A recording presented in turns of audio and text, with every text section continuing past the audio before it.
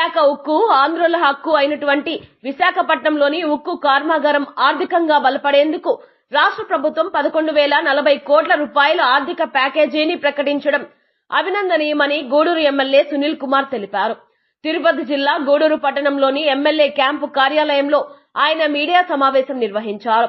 ఎందరో బలిదానాలతో సాధించుకున్న విశాఖపట్నంలోని ఉక్కు కర్మాగారం నష్టాల బాటలో నడుస్తుందని, కేంద్ర ప్రభుత్వం ఆ ఒక్క కర్మాగారాన్ని ప్రైవేటీకరణ చేస్తున్నట్లు ప్రకటించిందని తెలిపారు.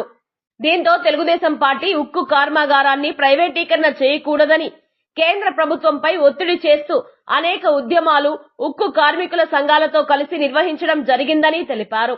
రాష్ట్రంలో ఎన్డీఏ ప్రభుత్వం ఏర్పడిన అనంతరం రాష్ట్ర ముఖ్యమంత్రి చంద్రబాబు నాయుడు అనేక పర్యాయాలు ఢిల్లీ పర్యటించి కేంద్ర మంత్రులను కలిసి విశాఖ ఉక్కు కర్మాగారాన్ని ప్రైవేటీకరణ చేయవద్దని, కర్మాగారానికి ఆర్థిక ప్యాకేజీ ప్రకటించాలని కోరారని తెలిపారు. ఎప్పుడు ఢిల్లీకి వెళ్ళినా మరుసటి రోజే ఒక తీపి కబురు కేంద్రం నుంచి ప్రధానమంత్రి మోడీ గారు, అది ఇప్పటి నుంచే కాదు, వాజ్పేయి గారు ప్రధానమంత్రిగా ఉన్నప్పటి నుంచి ముఖ్యమంత్రిగా నారా చంద్రబాబు నాయుడు ఎప్పుడు కేంద్రంకి వెళ్ళినా కానీ ఖచ్చితంగా మరుసటి రోజు భయంకరమైన కోట్లు వేల నిధులు తీసుకొచ్చేటువంటి పరిస్థితి ఉందని చెప్పి మేము ధైర్యంగా చెప్తున్నాం. స్టీల్ ప్లాంట్ కోసం కొన్ని కోట్ల రూపాయల నిధులు తీసుకొచ్చిన పరిస్థితి కూడా ఒకసారి గుర్తు చేస్తున్నాం. అట్లాగే ఈనాడు నిన్న కాక మొన్న అనుకుంటాను 11,400 కోట్లు కేంద్రం కుమారస్వామి గారు ఆంధ్ర రాష్ట్రానికి ఇస్తున్నాము ప్రధానమంత్రి గారి కోరిక మేరకు, అలాగే ముఖ్యమంత్రి గారి కోరిక మేరకు అని చెప్పి చెప్పడం నిజంగా చాలా సంతోషం అని తెలియజేస్తున్నాం. అంటే మా నాయకుడు అక్కడ నిధులు చేస్తే మీకు కడుపు పంట, మీరు ఏదో చేసినట్టు మీరు ఇంకా కూడా నేను చెప్పేది ఇంకా మీకు బుద్ధి రాకపోతే మేమేం చేయలేం. ఎందుకంటే మీరు రాష్ట్రానికి ఏం చేయలేదు, ఒక్క అభివృద్ధి కార్యక్రమం చేయలేదు, ఒక్క ప్రాజెక్ట్ తేలేదు. అన్ని గతంలో మా గవర్నమెంట్లో ఆపేసినాడు, అట్టే అన్ని ఆపేస్తే ఇప్పుడు బాబు గారు ముఖ్యమంత్రిగా అయిన తర్వాత, పవన్ కళ్యాణ్ గారు ఉప ముఖ్యమంత్రిగా అయిన తర్వాత, పైన మా మోడీ గారు ప్రధానమంత్రిగా ఉన్నారు కాబట్టి ఈరోజు ఈ రాష్ట్రం బ్రహ్మాండంగా అభివృద్ధి పదంలో నడుస్తుందని చెప్పి ధైర్యంగా చెప్తాం. మీరు ఎన్ని చెప్పినా కానీ ప్రజలు మిమ్మల్ని నమ్మే పరిస్థితి లేరని చెప్పి నేను తెలియజేస్తున్నాను.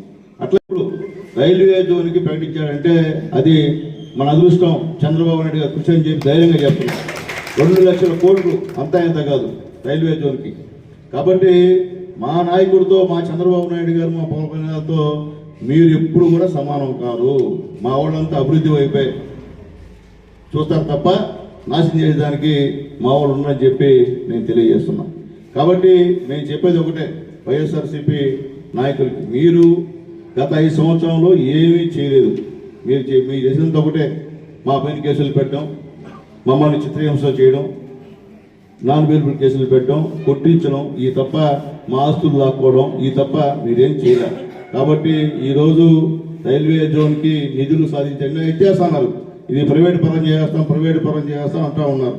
కానీ ఏం లేకుండా అలాగే పురంధరేశ్వరి గారు, ఆమె కూడా ధన్యవాదాలు తెలియజేస్తున్నాం. ఆమె కూడా దీనికోసం గట్టిగా పోరాడిన దాంట్లో సందేహం లేదని చెప్పి మేము తెలియజేస్తున్నాం. కాబట్టి ఇప్పటికైనా సరే వైఎస్ఆర్సీపీ నాయకులారా, మీ ఇష్ట ప్రకారంగా అవాకులు చెవాకులు మాటలు మాట్లాడదు నైనా, తప్పు అది, ప్రజలు హర్షించరు నైనా, ప్రజలకు తెలుసు, అంతా చదువుకున్నవాళ్ళు. కాబట్టి మీరు చెప్పే అబద్ధాలు ప్రజలు నమ్మే పరిస్థితి లేదని చెప్పి మరొకసారి తెలియజేస్తూ, ఈ ఆంధ్ర రాష్ట్రానికి మణిహారం ఈ యొక్క విశాఖ కర్మాగారం అని చెప్పి మరొకసారి తెలియజేస్తూ, మరొకసారి ఈ యొక్క నిధులు తీసుకొచ్చినటువంటి చంద్రబాబు నాయుడు గారికి అందరం కూడా హర్షధ్వానాలతో ధన్యవాదాలు ఆంధ్ర రాష్ట్ర ప్రభుత్వాలని చెప్పి కోరుకుంటూ నేను సెలవు తీసుకుంటున్నా.